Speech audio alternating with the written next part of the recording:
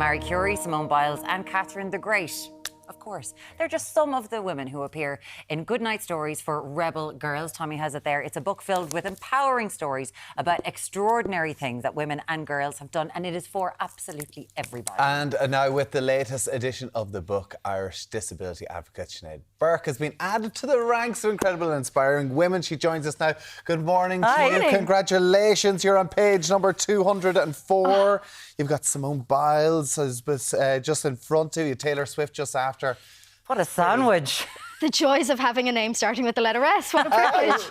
Well, and getting in the book Yes. in general. Congratulations. Thank you. It's pretty damn cool, isn't it? It feels so really lovely and extraordinary. And, you know, I think about my career started in the primary school classroom. I began my career as a teacher, though it's not what I do today. And I think about, you know, being in the classroom, books were such a pivotal way to create representation and awareness for people who don't feel seen. And I think about my nephews and nieces who are, you know, kind of under 3 years old, who will have stories like this read to them. And to feel like their family and families like theirs is represented feels just really lovely, because I think all of us just want to feel less alone.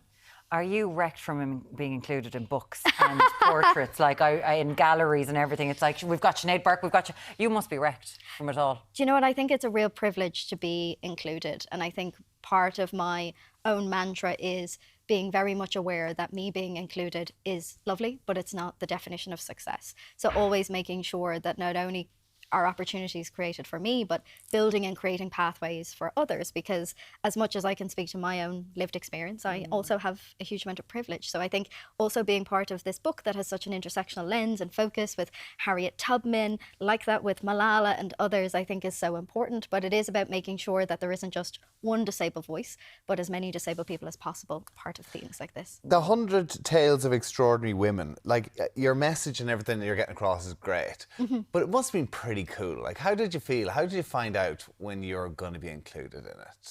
I mean, you know, they sent an email and asked if it would be something that I would be interested in, and of course said yes. And then, you know, I told my nephews and nieces, and they brought me back down to earth and said, cool, I've loads of books. And, but like, you've know, done so much, and to kind of condense it into such a short space as well and really get your message across. Yeah. And I think for me, one of the things that I really wanted to do, even within this section, you know, the piece ends with a bit of a call to action as regards to trying to understand how disability takes shape and takes up space in this world. And I talk about in that last section, you know, the fact that I'm disabled by society, right? We're sitting here in the beautiful IrelandAM set, and there is a footstool provided for me. And that is something that I need in order for my access needs to be met, but also to sit in a position of equity with you both.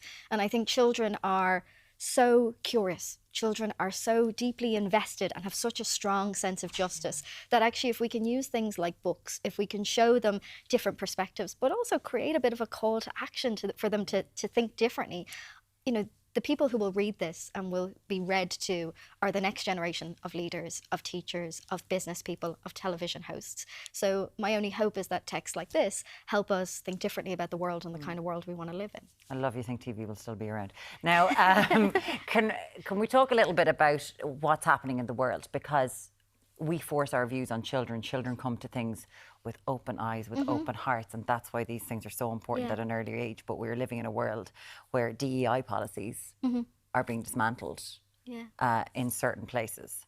As someone who has gone from being a teacher in a classroom to a CEO, how do you look at what's happening in the world right now? I think, to your point, there is lots of change. I think what is to have a sense of hope in is that the number of companies who have reduced or, you know, removed their DE&I policies is in the minority to those that have continuously invested and continue to invest in DE&I policies. And I think what it's worth kind of taking a step back is thinking about when we talk about DE&I and policies, what does it we mean? And for me, my articulation of that is creating organisations, businesses, societies where people are set up for success and where there is fairness and equality and equity built in. I set up a business 4.5 years ago, called Tilting the Lens. And our work is, as an accessibility consultancy, trying to support governments, non-profits, the arts sector, and particularly the private sector, to think more meaningfully about how they can set disabled people up for success in their organisations.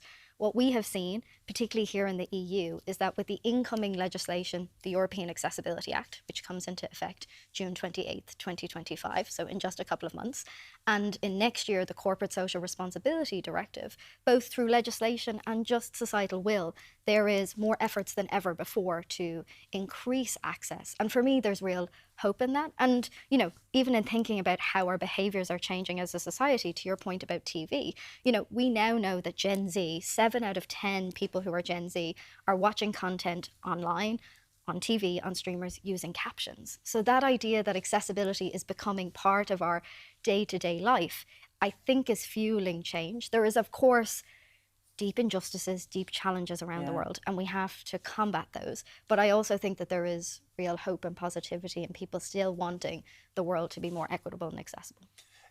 So we are going the right direction, despite sometimes, you know, what we see in the papers, whatever else, like things are progressing. And from your business point of view, tilting the lens, how are you trying to impact that and improve? Sure.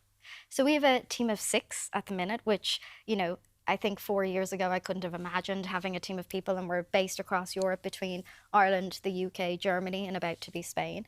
And in terms of the work that we do, there's kind of 4 pillars. So built environment, which is very much the design of spaces and places. So we're currently working on an office design in London, which will open next year for a global business. And the idea of that building is from both a physical and a digital perspective, that everybody will be able to thrive. And what I mean by thrive is that they can have a frictionless experience.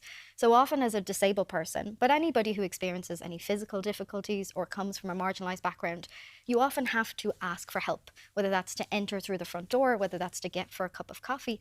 And our ambition with this space is, through technology and physical design, that you can do everything as autonomously as is possible.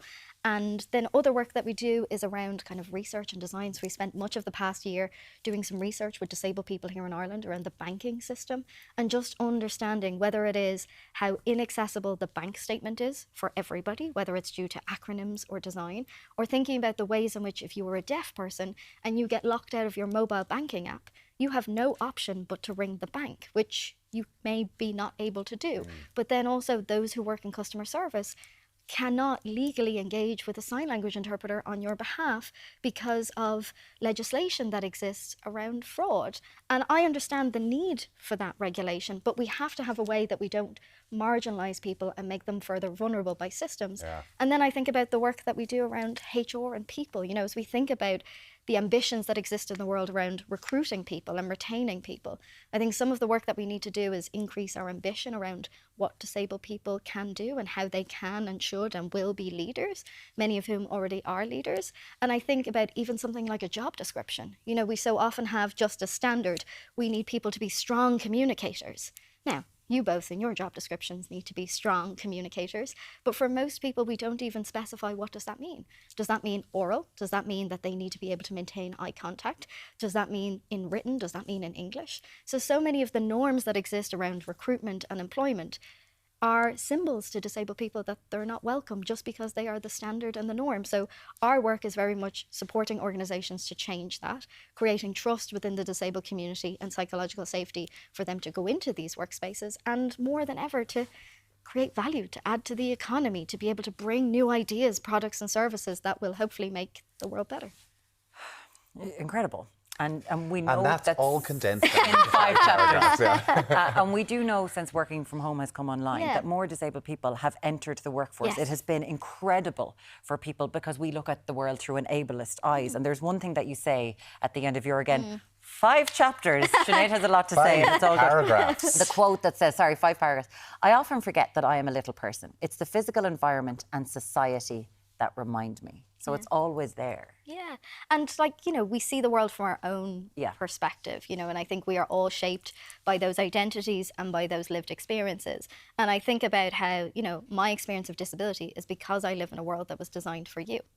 And whether it is through tilting the lens or whether it's through my own individual advocacy, what we are trying to do as a collective is make a world that is designed for just more people. Because what we know is that the current world doesn't work for lots of people. It's not just disabled people. So whether it's thinking about remote work, whether it's thinking about opportunities for caregiving or parenting, or whether it's, you know, even something as simple as, I'm always amazed that a hotel sometimes exists with a flight of stairs up to the top of a hotel, because the majority of the people who are entering that space has luggage. And it's just that reality that creates friction for everybody's journey, everybody's experience. So if we start to look at those who sit on the edges of society while they shouldn't be there, what's the opportunity to design better for as many people as possible? Are you old enough for the Oris yet? I don't think, no, No. she's not. You're actually not old enough for the Oris yet. A few years' time? Listen. Listen. Who knows? Who knows? It would be incredible. You've got to side with President Higgins as well in the Council of State, Yeah, which what must be an an honour. amazing experience as well. Just such a huge privilege. I mean, the idea of being able to witness and be exposed to his leadership and that of the entire Council of State has been just the most incredible honour. I've learned a lot. Good on you. Good on you. It's class. I feel Well so done. inspired when you hear her speak. Well, it's a lovely book. I know I said to my daughter last night, I said, I've got an amazing book I'm going to be bringing home to you tomorrow. So she's going to be really looking forward to that. Good night stories for rebel girls. There you have it. Simone Sinead Burke. Biles' Taylor Swift sandwich. Nice yeah, one. exactly. Amazing. Good on you, Sinead Sinead. Burke, Thank you. thanks for Thank you. joining us.